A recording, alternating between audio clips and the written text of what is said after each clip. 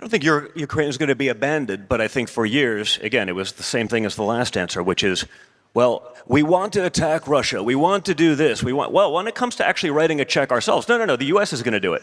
The American public doesn't have an appetite for that. Since the invasion of Ukraine, I heard major leaders, Mitch McConnell, the leader of the Senate in the United States, saying, it's the #1 issue for Republicans in the United States. And I say, that's weird. I speak to Republicans all over the country every day, probably far more than Mitch has ever spoken to, despite his 379-year career in politics.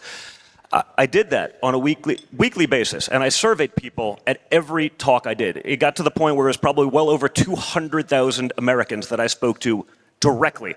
And I'd be in a room like this, and I'd ask, is Russia-Ukraine a top 3 issue for anyone in the room?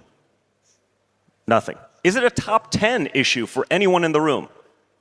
I think I got 3 people that once said it was a top 10 issue. 3 out of hundreds surveyed, hundreds of thousands, every weekend for 2 years, till basically through the campaign. One person misunderstood the question. He thought it was a double negative. One person was actually from Kyiv, so he was like, it was a big deal for him. And the other person was, I think on the board of Raytheon. So there was no appetite for that, but that didn't stop a Republican Party from saying it's the #1 issue. It's not, and we actually have to listen to the will of those people.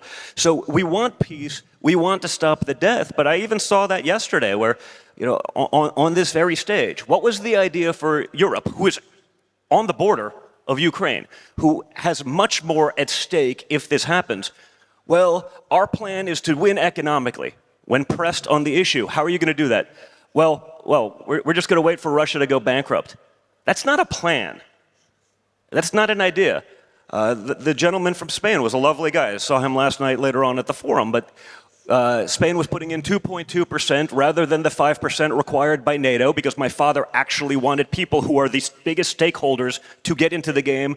Well, we feel that our 2.2% is being utilized more efficiently, and therefore we're not.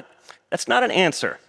That's not a solution. And again, I understand why they are there, because America has set a precedent for decades that they'll just write the check. But if the will of the people isn't there, everyone needs to step up. Everyone has to do their share. And that includes what's happening here in the Middle East. If we do that collectively, we can get to an answer. But if we default to the old ways of America's just going to be the big idiot with a checkbook, that's not going to work. That's not going to happen. And you saw what happened. When my father starts threatening they're going to pull out, we're not going to do this anymore, because he's listening to the people that elected him to office. The whole world, this is outrageous. It's not outrageous, it's common sense. When we're bombing drug boats in the Caribbean, people who are literally bringing in fentanyl to America, something that kills 100,000 Americans a year. Okay, just for perspective, that's 2 Vietnam Wars a year in America. The neocon establishment, the Democrats, how dare you do this? I mean, that's a far greater, clear and present danger to the United States than anything going on in Ukraine and Russia, and yet they're against it. Think of the insanity of that. So my father has a common sense approach to everything. That's because rather than being a lifelong bureaucrat who's never actually done anything in the real world, he has, and he understands what that means, and we have to act accordingly. One of the most amazing things I got to witness, I was this summer with my beautiful girlfriend Bettina in Monaco, and we were driving around, and on an average day, 50% of the supercars, the Bugattis, the Ferraris, the this, all had Ukrainian plates. Do we think that was actually earned in Ukraine? I'd been to Ukraine 20 years ago. It wasn't like there was a plethora of wealth there. And yet, you see the #2 there getting arrested for stealing hundreds of millions of dollars. You hear all the rumors about what's going on. When I see every license plate on a supercar in Monaco being Bugattis, the rich fled. They let what they believed to be the peasant class fight these wars. And there was no incentive to stop, because as long as the money train was coming and they were stealing it and no one was auditing anything, the leaders, the decision makers, there was no reason for them to ever come to peace. No different than Putin. It wasn't the son of oligarchs that were fighting these wars. It's someone from Siberia that they're sending there. And he utilized the war to rebuild his manufacturing base. It was very clear that the sanctions that we put on did nothing to actually help. All it did was jack up the price of oil, which allowed him to basically pay for the war with the delta between the two while building up his manufacturing base. There was no incentive for anyone to ever get to the table. Zelensky knew he wouldn't win another election again, and they were continuing to steal. Putin was building up his manufacturing base, and all we had in the wake was millions of young young men dying for nothing.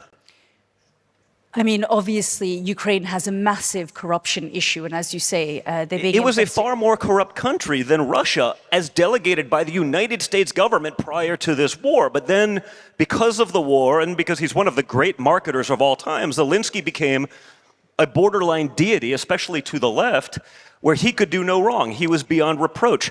Years of corruption, years of graft and theft on a world stage that everyone in this room knew was happening, was totally absolved.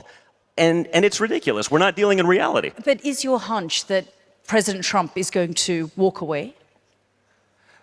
I think he may. What's good about my father and what's unique about my father is you don't know what he's going to do. The fact that he's not predictable, he's not following the playbook of every clown who's, again, been a bureaucrat for decades, you don't know. And so that forces everyone to actually deal in an intellectually honest capacity, which has not happened in far too long.